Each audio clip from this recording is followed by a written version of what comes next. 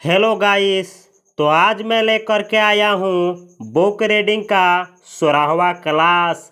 आज की क्लास में आप लोग सीखेंगे कि कैसे एक रेलवे स्टेशन पे काम करने वाले कुली उनको बोला जाता है जो रेलवे स्टेशन पे किसी का सामान को रेलों तक पहुंचाते हैं या रेल से उतरवा करके किसी स्थान तक पहुंचाते हैं, यानी जो सामान ढोने में मदद करते हैं रेलवे स्टेशन पे, उनको कुली बोला जाता है। जैसे कि आप लोग चित्र में देख सकते हैं।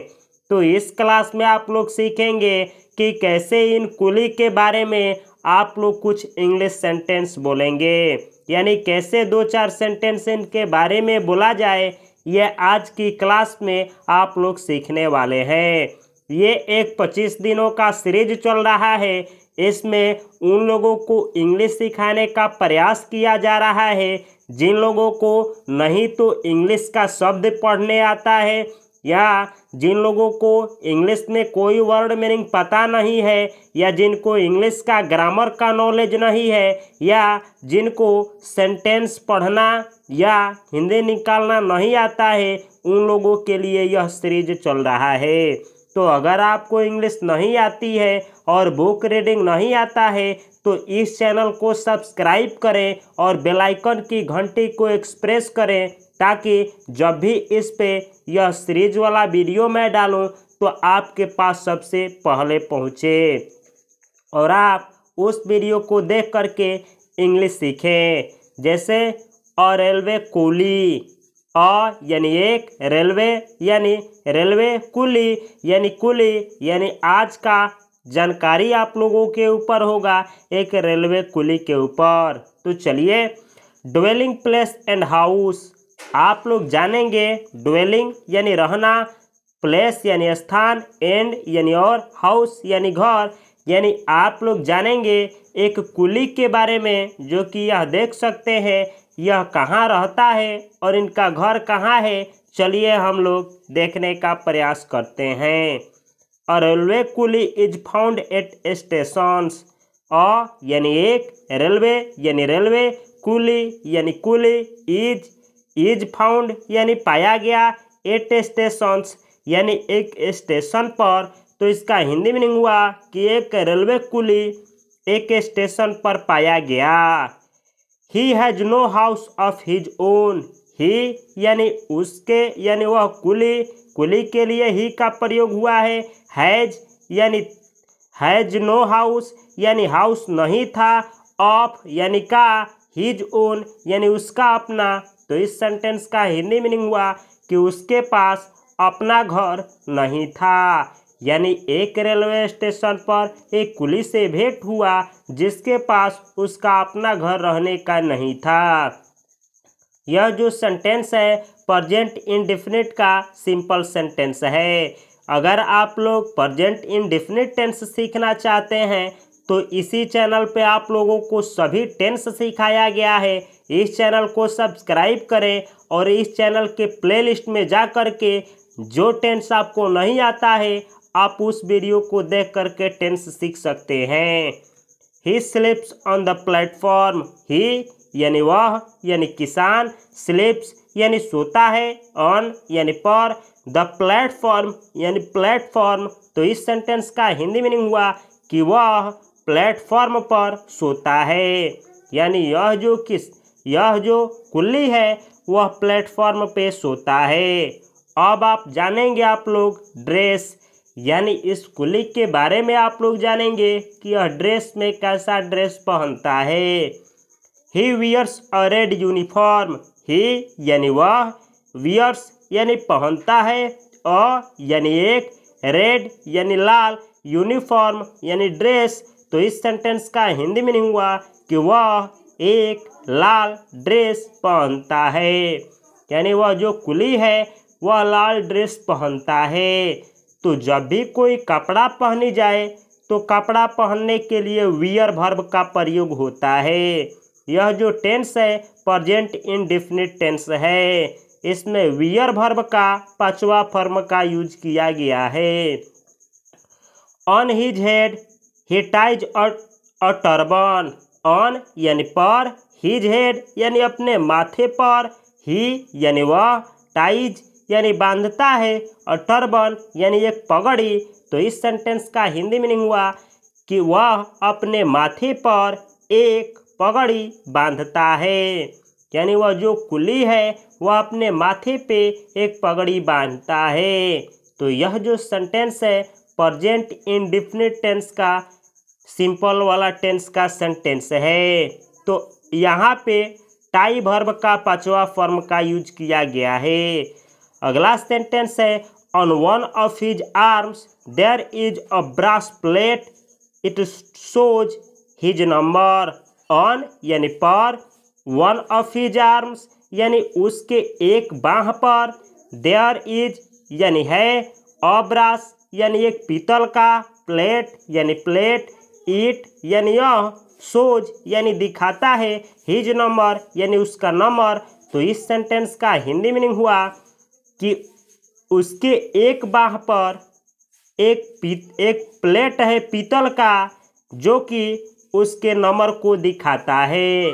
यानी यह जो कुली है इनके एक बाह पे पीतल का यहाँ पे प्लेट है जिस पे नंबर लिखा है, जिससे पता चलता है कि यह कुली संख्या कितने हैं। यानी जो रेलवे कर्मचारी होते हैं उनके ये अंडर में काम करते हैं, यहाँ इनके ऊपर नंबर चिपकाया जाता है जिससे पता चल जाए कि पूरे का पूरे कुली जो है वो सेफ है कि नहीं है। अब आप लोग जानेंगे फूड, यानी ये जो कुली हैं ये क्या खाते हैं।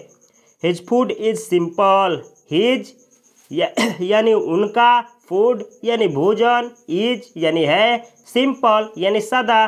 तो इस सेंटेंस का हिंदी मीनिंग हुआ कि उनका भोजन सदा है, यानी जो कुली भोजन करते हैं वो सदा भोजन करते हैं। He eats bread, rice and dal, sometimes he takes vegetables also. He यानी कुली, ईट्स यानी खाते हैं, ब्रेड यानी रोटी, राइस यानी चावल, एंड यानी और, दाल यानी दाल, समटाइम्स यानी कभी कभार, ही यानी वह, टेक्स वेजिटेबल्स यानी वेजिटेबल खाते हैं। कभी कभी ईट वर्ब के जगह पे टेक वर्ब का भी यूज होता है। तो यहाँ पे अगर आप यहाँ पे टेक्स वर्ब को हटा करके इट्स वर्ब लगाते हैं तभी भी सेंटेंस सही है। अगर आप यहाँ पे इट्स हटा करके टेक्स हटाते हैं तभी भी सही है। यानी टेक वर्ब का यूज खाने का भी अर्थ में किया जाता है।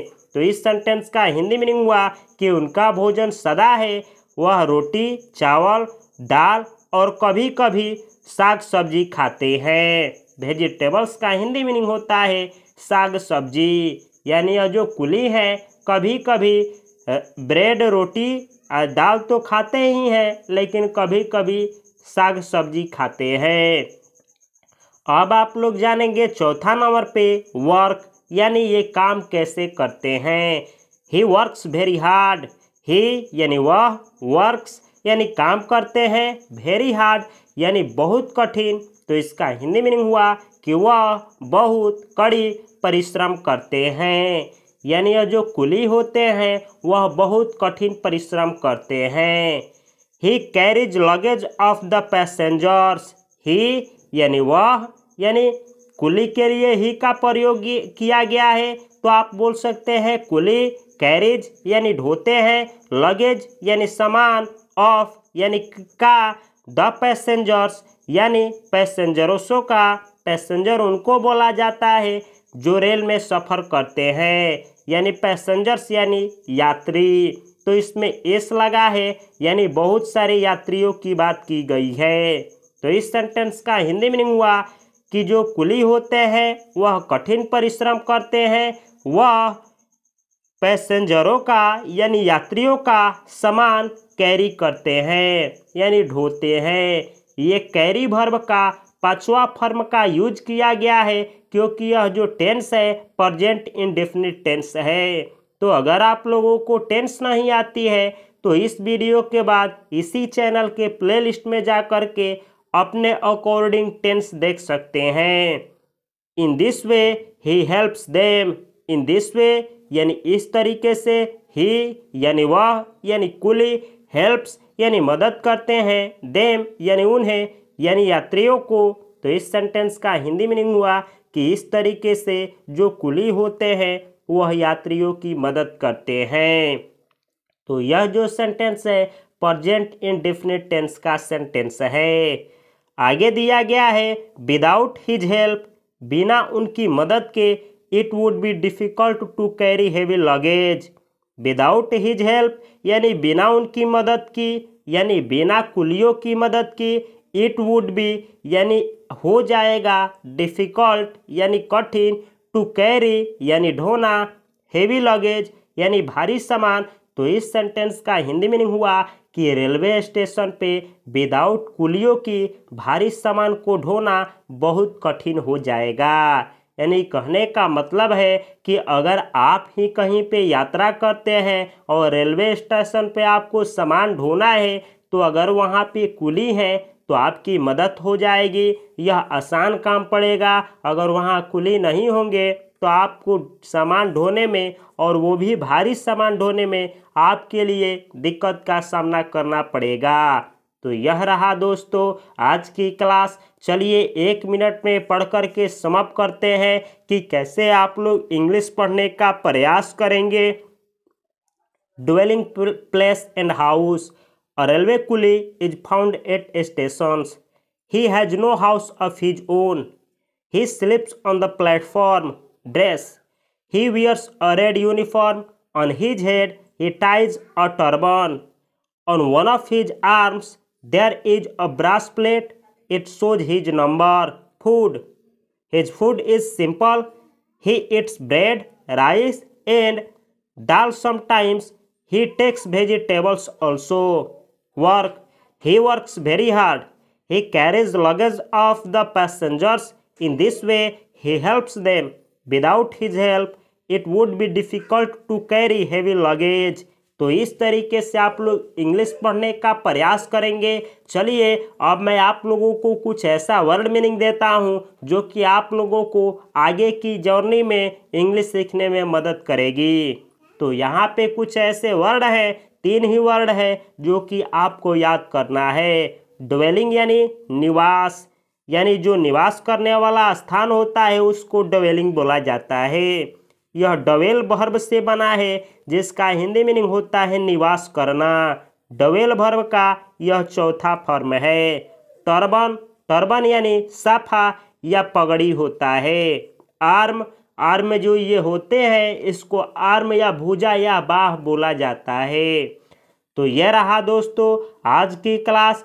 अगर मुझसे आप लोग जुड़ करके सभी सोशल मीडिया पे इंग्लिश सीखना चाहते हैं तो इस वीडियो के डिस्क्रिप्शन बॉक्स में मेरा सभी सोशल मीडिया का लिंक है। आप मुझसे सभी जगह पे जुड़ सकते हैं। अगर आपको कुछ पूछना है इंग्लिश में तो व्हाट्सएप पे जुड़िए, मैं प्रयास करूँगा कि आपका क्वेश्चन का आंसर दूँ। यह वीडियो अगर आप लोगों को अच्छी लगी है तो इसको एक ना एक ग्रुप में या एक ना एक सोशल मीडिया पे अवश्य शेयर करें। और अगला क्लास जो कि मैं लेकर के आने वाला हूं जिसमें आप लोग सीखेंगे रेलवे जर्नी, यानी एक रेलवे यात्रा जो होता है जो कि फन के लिए किया जाता है। तो एक रेलवे की दौरान यानी रेलवे यात्रा की दौरान कितना मज़ा आता है उसको आप लोग कैसे शब्दों में और वो भी इंग्लिश में व्यक्त करेंगे, कल की क्लास में आप लोग सीखने वाले हैं। तो इस सीरीज से अगर आप लोगों को फ़ायदा पहुंच रही है तो कमेंट बॉक्स में अपना नाम और पता अवश्य कमेंट करें और इस वीडियो को लाइक करें।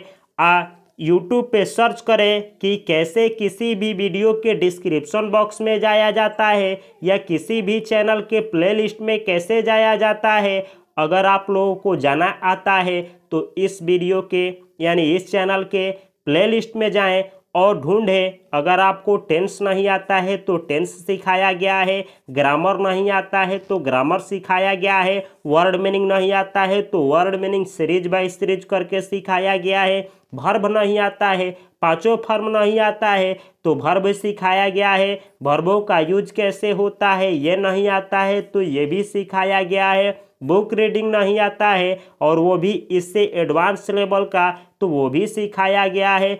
अगर आप लोगों को वर्ड मीनिंग में कौन सा वर्ड किस वर्ड से मिल करके बना है ये भी जानना है, तो सब कुछ इसी चैनल पे सिखाया गया है। और बहुत सारी चीज़ें हैं जो बाकी है, जो इसी चैनल पे सिखाया जाएगा, तो इस चैनल को सब्सक्राइब करें। मैं मिलता हूँ अगली वीडियो में, तब तक के लिए आप सभी को और आप सभी के माता पिता को मेरी तरफ से हार्दिक शुभकामनाएं। नमस्कार, जय हिंद।